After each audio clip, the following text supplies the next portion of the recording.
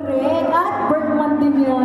Ni Katie. Oo. Nako, maraming salamat for supporting. And once again, invite nyo na sila na talaga namang showing na kasi ito tomorrow. Napanoorin nila ito ng very nice. And of course, don't forget to catch Under Parallel Sky. Starting tomorrow, showing na po yan. It's cinemas nationwide. So I hope you guys enjoy. Of course, KD, invite. Yeah, don't forget to watch Under Parallel Skies. Thank you so much for supporting Star Magic again, and of course, Wingman. Produced, and if I'm not mistaken, directed din ata by Richard. Produced. Actually, ang director natin ay si Secret Bird. So sorry, my bad. It's okay. Yeah, produced by our friend that's si Richard. And of course, si Hong Kong Tourism Board, they also help us. Di ba galing din kayo sa Hong Kong? Oo. At pinag-nandito na rin ang KD Lex.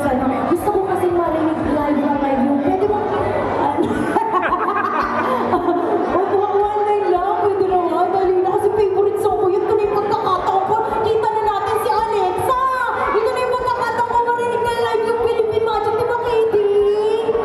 Baka naman, Alexa. Alam mo yung talagang inano ko pa yun. Maraming beses ko pinanood sa YouTube. Sabi ko, galing itong batang to. Para pa Little Mermaid na siya. Ganun! O, gusto niyo ba marinig si Alexa? Siyempre, nandiyan ang very supportive young partner, lover, na si Katie! O, diba? O, baka naman isang line lang. I'll keep believing in magic. Someday, somehow, my true love will come. This may be my last day alone, 'cause there's someone for me who will